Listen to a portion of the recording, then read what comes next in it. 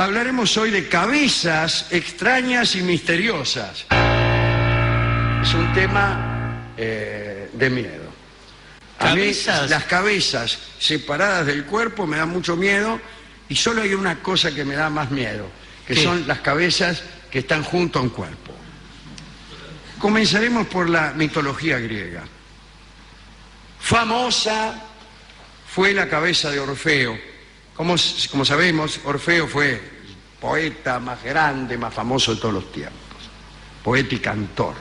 Apolo le había regalado una lira y las musas le habían enseñado a tocar de tal modo que no solo encantaba a las fieras, como todos sabemos, sino que además hacía que los árboles y las rocas se movieran de sus lugares para seguir el sonido de su música, como en las películas norteamericanas de rock and roll. En Zona, Tracia, algunos de los antiguos robles de la montaña se alzan todavía en la posición de una de sus danzas. Les parecerá que esas posiciones angulosas que tienen algunos árboles, particularmente cuando carecen de hojas, recuerdan ciertamente a algunos bailarines, y parecen que los árboles hubieran estado bailando y, sorprendidos por el paso de un viajero, hubieran dejado de hacerlo, al menos hasta que el viajero terminara de pasar. Cuando Dioniso invadió Tracia, Dioniso es Baco para los romanos, Orfeo no le rindió los honores debidos, sino que enseñó otros misterios sagrados y predicó entre los hombres de aquel lugar lo pernicioso que era el homicidio en los sacrificios. Ofendido, Dioniso hizo que lo atacaran las Ménades, y las Ménades lo despedazaron. Arrojaron su cabeza al río Ebro, con H, no debe confundirse con el Ebro del norte de España. Sí. Pero quedó flotando el melón y siguió cantando hasta llegar al mar. Hay que ser pertinaz con el canto, ¿eh? Te cortan la cabeza, queda la cabeza flotando en el río y la tipa sigue cantando. Ejército del Ebro, Bien. Llegada al mar, las corrientes marinas condujeron el velero a la isla de Lesbos. Las musas, llorando, tomaron el resto del cuerpo y lo enterraron en Liebetra, donde hoy en día los ruiseñores cantan más armoniosamente que en ninguna otra parte del mundo. En cuanto a la cabeza de Orfeo, fue atacada por una serpiente y Apolo la transformó en piedra. No a la cabeza, sino a la serpiente. Fue guardada entonces en una cueva de Antiza, y allí profetizaba día y noche hasta que Apolo, viendo que sus oráculos en Delfos, en Greneo y Claro habían sido abandonados, nadie iba, iban todos a escuchar cómo profetizaba el mate de Orfeo. Y Apolo se enojó, fue hasta allá, se detuvo frente a la cabeza y le dijo que dejara de entrometerse en sus asuntos, que estaba harto de oírlo cantar. Y desde ese día la cabeza jamás volvió a hablar. Esta cabeza cantante de Orfeo recuerda a la del mítico rey de los alisos, Bendigeid-Vran. Bendigeid-Vran fue aquel rey que, habiendo sido maltratada su hija, Branwen, en la corte de Matoluch, todo esto en la antigua Irlanda, ¿no?, se trasladó Bendigeid hasta allí para rescatarla, ¿no? Y es famosa la imagen que tuvieron los vigías cuando vieron la llegada de la flota del rey Bendigeid, ¿no? Informaron que avanzaba lentamente un gigantesco bosque sobre el agua. Era porque veían los palos de los barcos tan amontonados que parecían un bosque en movimiento. Pero la lucha de los soldados de Bendigeid para salvar a Branwen, su hija, fue vana, porque los enemigos tenían el famoso caldero mágico que alguien nombra por ahí, el caldero mágico que poseía Matoluch. Y ese caldero servía para resucitar a los muertos.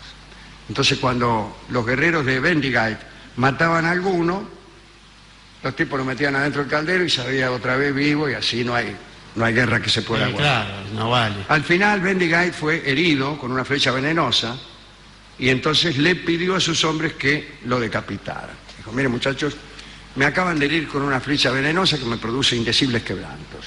Por favor, decapitarme. Muy bien, le cortaron el melón. Y él dijo entonces, o quizá lo dijo antes: tomad mi cabeza, llevadla a Lundain y enterradla en ese lugar, con el rostro orientado hacia la Galia. Ya era un asunto, ¿no? Allí mi cabeza será tan agradable compañía como en los mejores momentos en que estaba sobre sus hombros, dijo el tipo. Y todos se miraban. No crea. Finalmente le cortaron la cabeza, procedieron como él indicó, y desde ese día canta melodiosamente junto a la roca de Harlech sin detenerse. Esta es la historia del pesado de Bendigait Brand, otro que no deja de cantar ni cuando le cortan la cabeza. Parece Manuel Moreira. Bien. Otra historia, acá viene una que no contaré, pero esta sí. En la mitología romana aparece la leyenda de Olo. Parece que un día, en los primeros años de Roma, mientras unos hombres excavaban en la cumbre de la colina del Capitolio de Roma para construir los cimientos del templo de Júpiter Óptimo, hallaron en la tierra un cráneo enorme. ¿Qué es esto? Un cráneo enorme. Y se atribuyó ese cráneo a un cierto gigante, Olo, lo cual valió al Capitolio su nombre, de Caput Oli, que más tarde se habría convertido en Capitolium. El encuentro fue interpretado como signo o premonición de la grandeza de la futura Roma, que con el tiempo y para los adivinos se transformaría en la cabeza del mundo. En el norte de nuestro país se habla de la humita, que quiere decir cabecita en quechua. El idioma quechua es muy fácil. Humita quiere decir cabecita y todo así por el estilo. Se trata de una cabeza humana de larga y enmarañada cabellera que vaga sola en la noche, rodando por el suelo, o mejor, volando a ras del suelo, eso es mejor. Produce un ruido suave al desplazarse y suele aparecerse en las taperas o en los caminos secundarios con el rostro bañado en lágrimas. Hay veces en que implora piedad o pide ayuda para salir de su angustiosa situación, aunque nadie sabe cuál es esa situación.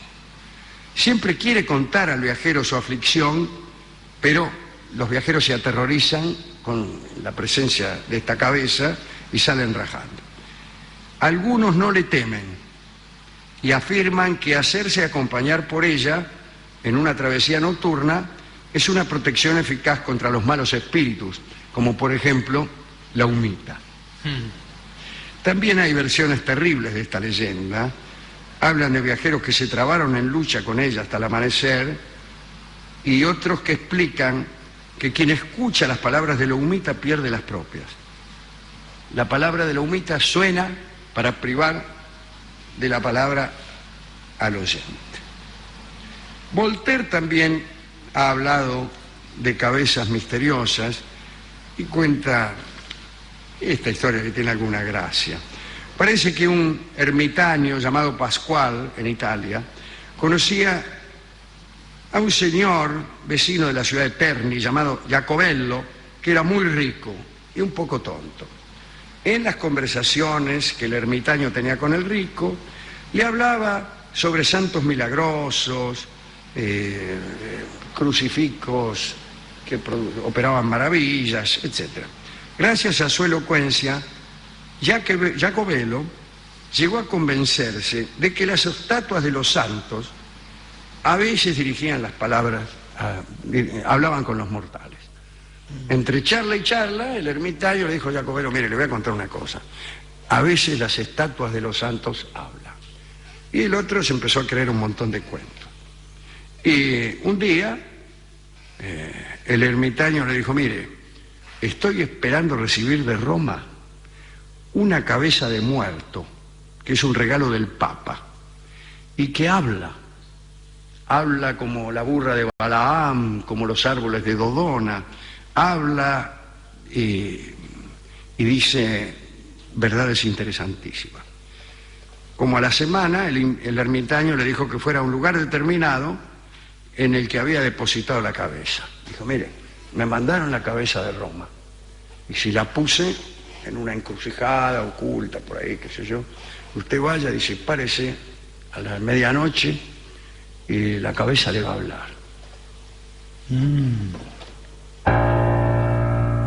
Entonces Jacobello, el rico Jacobello, fue.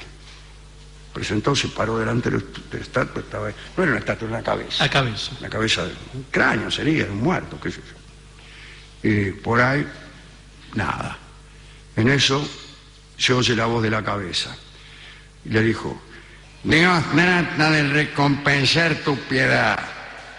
Te participo que hay escondido un tesoro de 100.000 escudos en la entrada de tu jardín. Pero no vayas a buscarlo sin antes haber puesto ante mí una cacerola llena de marcos de oro en moneda de poco valor. Jacobello, víctima de terror, pero también de codicia, se fue enseguida, abrió su cofre y puso delante de la cabeza parlante la cacerola llena de dinero. El ermitaño Pascual desapareció y nunca más fue visto por ahí. Y nada más, ahí termina la historia. Nombremos para terminar algunos seres mitológicos con cabezas raras. Ahí están los trolls. En las naciones escandinavas, los gigantes de la antigua mitología que habitaban en Jotunheim y guerreaban siempre con los ases, ¿no? Bueno, estos gigantes decayeron, según Borges, en rústicos trolls, que son elfos malignos y estúpidos que moran en las cuevas de las montañas o en aburridas chozas. Pero dice que los más distinguidos tenían 2 o 3 cabezas. Eso es raro, ¿no? Una clase hegemónica basada en la multiplicidad de cabezas. No está mal. Está bien ese. También aparece el Nesnaz, que en realidad tiene media cabeza. Un ojo, una mejilla y así, ¿no? El Nesnaz anda en Borneo y en algunos lugares de la China y se encargan del comercio, son intermediarios entre los hombres y los demonios en asuntos comerciales. Se los distingue porque tienen medio valero nada más. Y el último es el Cuyata, un gran toro dotado en su cabeza de 4.000 ojos, 4.000 orejas, 4.000 narices, 4.000 lenguas y ya en otro orden 4.000 pies. Para trasladarse de un ojo a otro, de una oreja, hacen falta 500 años. Se trata de una cabeza muy extensa. Muy grande. Es el último comentario histórico que se hará. La cabeza del Cuyata es extensa. Hemos ido a... Discúlpeme, hay unos bustos, esculturas, muy recientes en muchos municipios del Gran Buenos Aires. Ajá. Que no la pegan con la proporción entre la cabeza del prócer en cuestión y los hombros. Ajá, sí. Siendo la cabeza muy pequeña para esos hombros o demasiado grande. Claro, yo le voy a explicar lo que sucede. Es que las cabezas de próceres, acá en la Argentina, sí, se fabrican en un establecimiento. ¿Pero en dónde? Y los cuerpos de próceres en otro.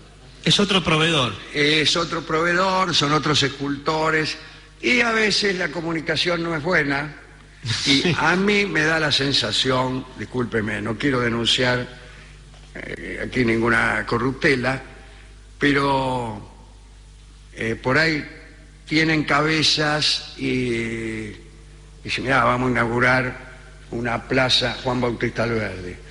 Tenemos acá el melón de Alberdi, pero nos falta un cuerpo. Claro.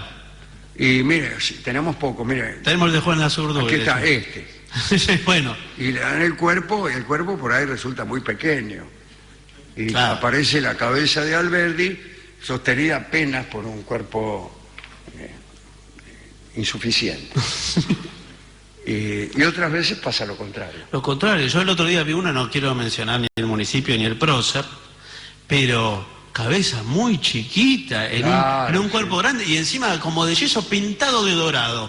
Muchachos, no pinten de dorado. ¿De ¿no? dorado? ¿Qué cosa? ¿Toda la estatua? Sí. Oh, era como el príncipe feliz. El busto, sí, sí. Pasa, hay que tener cuidado cuando el cuerpo es muy grande, que la cabeza no se te caiga por el agujero del cogote. Claro, después queda asomándose. Asomándose, como algunas personas que yo conozco, que se asoman a su propio cogote.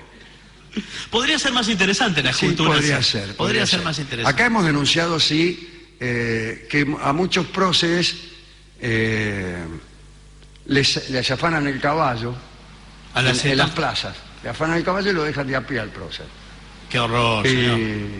Y bueno, se ha dado el caso de próceres de a pie que son trasladados a otra plaza donde lo ponen en ancas de un prócer acaso más encumbrado. Y entonces el general Las Heras en ancas del general San Martín. Claro. Y van Las Heras agarrado así. Bueno, eso también es algo que hay que denunciar. Tomamos nota. Bueno, muy bien. Hemos ido a la discoteca y después de discutir un rato, el tipo me dijo lo que yo ya sabía, que es que cada vez que se habla de cabezas no hay más remedio que poner el tango que se llama precisamente Por una cabeza. No es que no haya otros. Puedo citar el tango Cabecita Negra. Puedo citar la canción brasileña Cabeza Hinchada, pero no son suficientemente representativos. Debe haber otros también. Hay más, sí, claro. No me vienen a la cabeza. ¿Cómo? No me vienen a la cabeza. Sí. Vamos a escuchar entonces a Carlos Gardel en este tango que se llama Por una cabeza y que fue compuesto pensando evidentemente en estos casos que acabamos de enumerar.